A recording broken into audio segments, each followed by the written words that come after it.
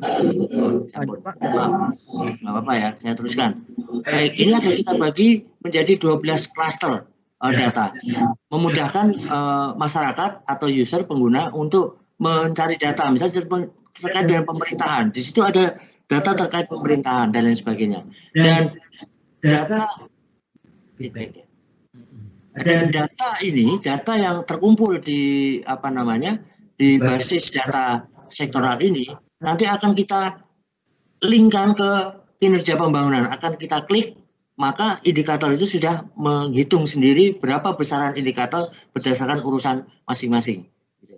Jadi menu-menu yang menampilkan data sektoral ini dibagi sesuai dengan urusan pemerintahan daerah berdasarkan klaster-klaster.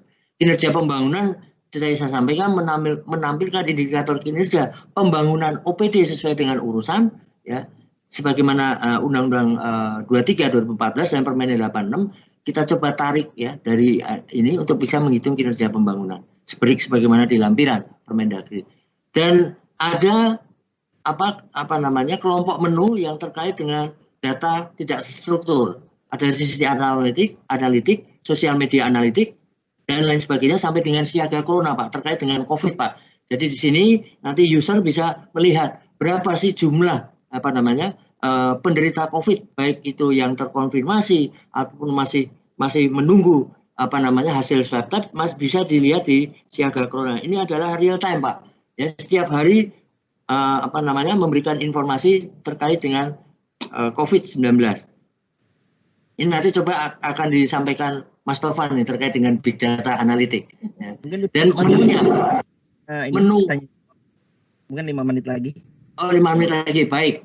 Kami teruskan. Nah, ini alur penyediaan data informasi Kota Semarang. Tadi sudah saya sampaikan bahwa Smart Satata ini adalah integrasi dan interoperable dengan OPD atau Dinas Pemkot dan eksternal Pemkot. Wali data menyediakan fasilitasi berupa aplikasi integrasinya.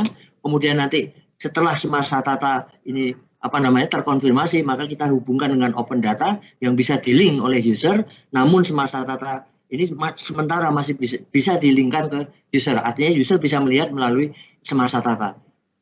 Ini big data analitik Smart Satata nanti Mas Topan ya, yang akan menyampaikan. Saya kira itu dari kami, mungkin tambahan dari Mas Topan terkait big data analitik Smart Satata. Monggo. Kalau banyak menyinggung big data, bukannya tidak mau, cuman saya lebih pada di mute. Mungkin di mute salah satunya.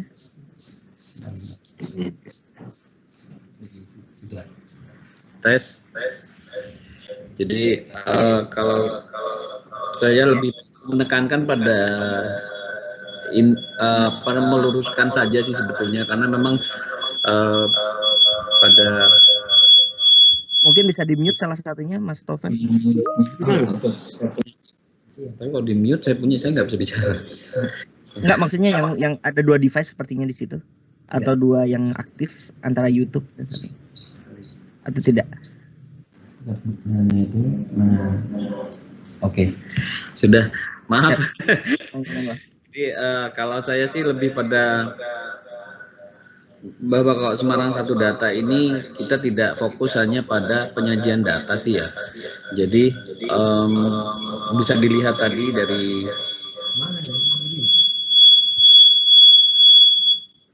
ini kok nggak bisa. Sudah.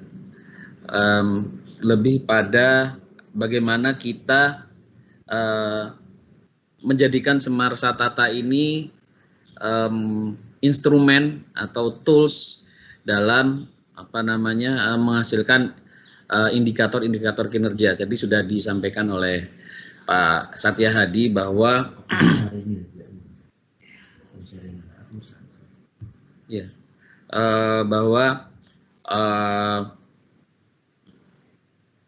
Smart Satata ini seperti dilihat tadi di menu kinerja pembangunan. Di situ kita bisa melihat bahwa OPD apa, terus kemudian indikator menghasilkan indikator kinerja apa dengan data-data sektoral yang mereka miliki, begitu kan, secara otomatis. Jadi di situ kita bisa trace bahwa program-program nanti yang disusun dalam program pembangunan Kota Semarang itu dipastikan sesuai dengan indikator kinerja pemerintah daerah yang ada di Permendagri 86 tahun 2017. Jadi kembali lagi bahwa fungsi data itu untuk Kota Semarang tidak sekedar hanya bisa pamer bahwa nanti orang cari data itu gampang di satu tempat, tidak. Tapi resultnya in the end itu ini juga merupakan basis atau dasar dari setiap program pembangunan yang dihasilkan oleh pemerintah Kota Semarang. Itu aja, Mas Ruli. Mungkin nanti lebih enak kalau tektokan di Q&A aja. Makasih.